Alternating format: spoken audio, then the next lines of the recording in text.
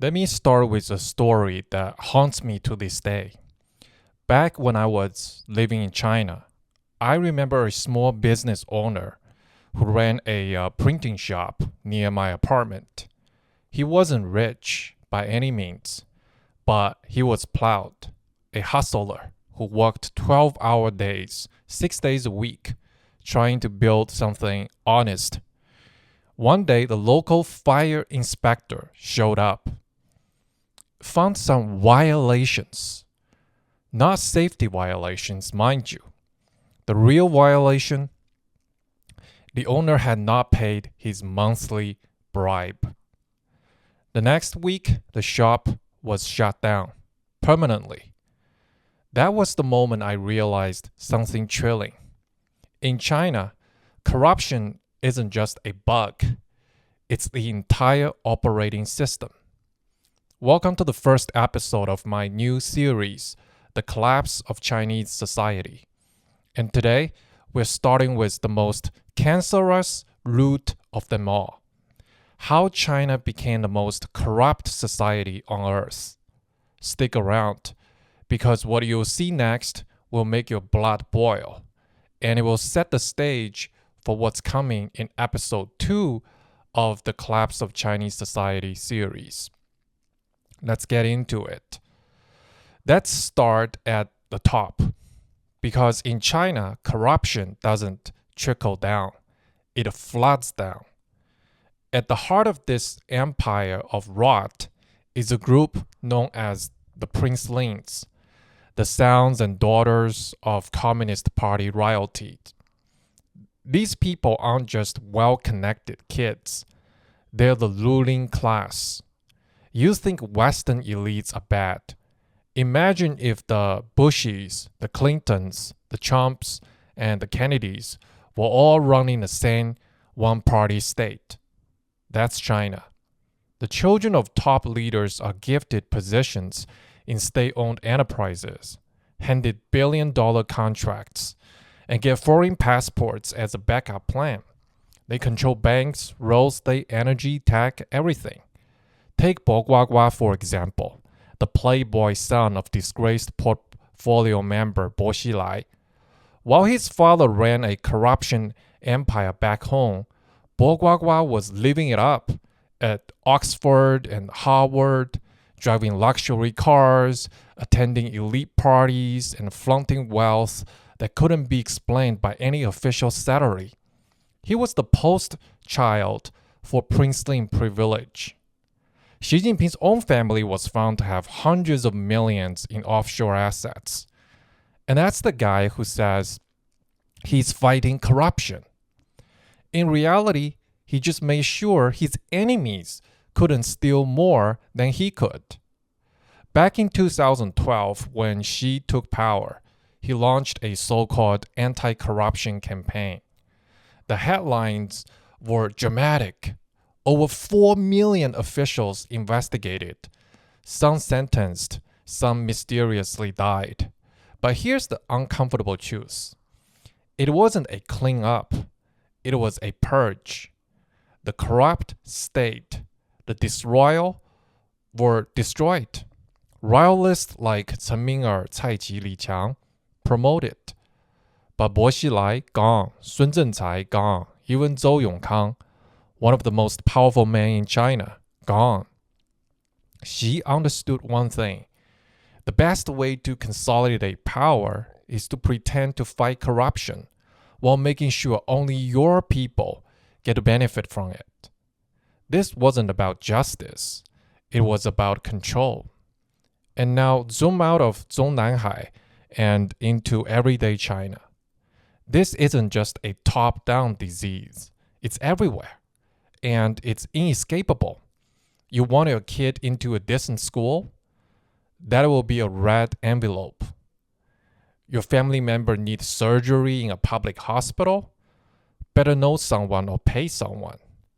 You want to open a shop like that guy I mentioned earlier? You'll need to grease the wheels. This isn't a society of laws. It's a society of connections and cash. And guess what? If you don't have either, You don't matter. People in China call it guanxi, connections. I call it a mafia state. The CCP doesn't govern, it extorts. Now let's talk about what this corruption actually costs, because it's not just cash, it's trust, it's dignity, it's life. Every time a road collapses, it's because some official pocketed the concrete budget. Every time a school burns, it's because the fire exits were fake. Every time a mother dies in childbirth, it's because the doctor was too underpaid to care. Corruption isn't abstract in China, it kills. And still, the propaganda machine churns out phrases like serve the people and harmonious society. Harmonious for who? The billionaires and bureaucrats and their daughters and sons? You might think with all these exposures, things are getting better. But that's the trap. Xi's campaign didn't clean the system. It made everyone more paranoid. Now officials don't innovate. They don't take risks. They cover their asses. They lie. They make up GDP numbers, forge safety reports, or overstate investment. The fear of being caught is so intense that it paralyzes the bureaucracy. The result? A slow, dysfunctional state that's collapsing under the weight of its own lies. And here's the cruel paradox. The more authoritarian the CCP becomes, the less capable of fighting corruption. Why? Because fighting corruption requires transparency, accountability, independent institutions, a free press, all the things the CCP fears the most. When journalists uncover corruption, they're jailed. When whistleblowers speak up, they disappear. When citizens protest, they are crushed. This is a regime that needs corruption to survive because it has no legitimacy beyond brute force and economic performance. But when the economy slows, and it is slowing, what is left? Lies, fear, and theft. Widespread corruption will be China's undoing. Even the CCP's own leaders have admitted it. Wen Jiabao once said, if corruption continues, it will eventually destroy the party and the state. Xi Jinping warned early that corruption was so severe it could lead to the collapse of the party and the fall of the country. He wasn't wrong, but instead of fixing the system, he weaponized it. Now the rot runs deeper than ever. The people no longer believe. The officials no longer serve. The future no longer feels possible. This isn't just a moral crisis, it's a structural one. And it's not a question of if China cracks, it's a question of when. So here we are, day one of the collapse of Chinese society series. And we're starting with corruption for a reason. Because it's not just about a few bad apples. It's the entire soil, the entire ecosystem. The Communist Party of China survives by stealing from its people, hiding behind slogans, and punishing those who tell the truth. But no society built on lies can stand forever.